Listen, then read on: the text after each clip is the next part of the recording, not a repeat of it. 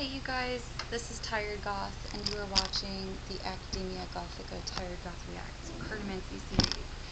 This is for 18 plus participants and audience members, and for entertainment purposes only.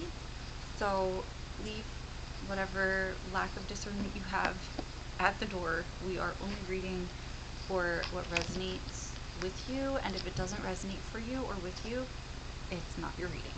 So don't feel like you have to sit here and listen and absorb and take it as your story. If it's not your story, don't feel like you need to do that. We have a couple of life paths mapped out here. The Shrine of the Bob. Someone was doing witchcraft recently. We have the Ascension of Jesus, and the road to Emmaus could be significant. Staying at the table could be significant. Someone could have tried to cause some sort of disappointing situation near a table where someone came to rest, intuited. Jesus' empty grave is another one. Someone wasn't expecting someone to have left a situation. It could have been something as simple as like leaving a literal table. It could have been some sort of lack of presence that was confounding, right? And we also have, I will make you fishers of men, and Jesus' boat. So this is a miracle. This is a miracle of capture, right? This is a miracle of capture of something that is profitable, lucrative, and teaches people how to do certain things. And my mind's eye is trying to tap into something right now. There could have been a circumstance that was left largely hidden on purpose and came to the light due to someone's psychic impulses. While it doesn't seem like a lot of proof could be, resonating or resounding through this, there was proof.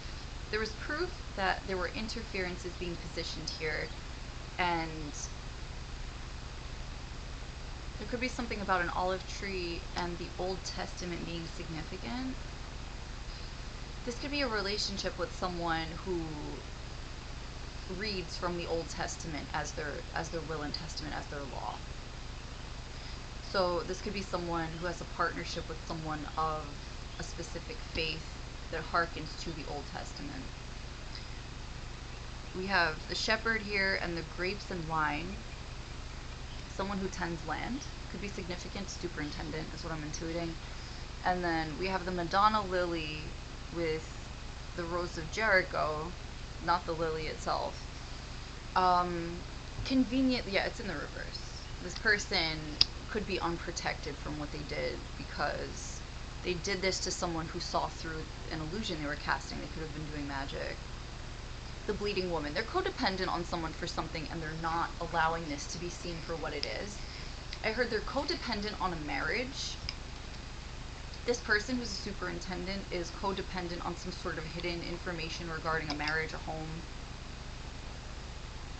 I heard a hidden alliance could be significant. Welcome to my show. We are drinking coffee here.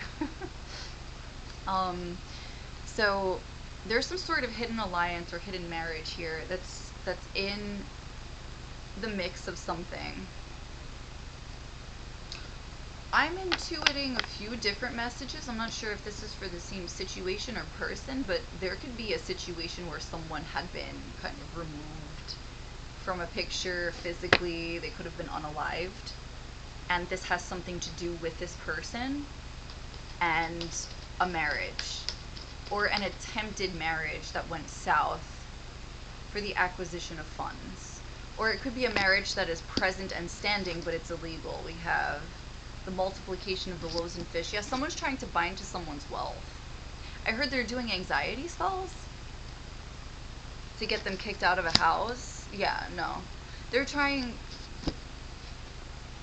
Oh, they could be moving as a result. They could be moving because they're no longer able to keep up a ruse or a facade or something like that. Which is interesting. Healing the blind man from birth is in the reverse. This could be someone who's actually blind. This could be someone who's blind doing this to someone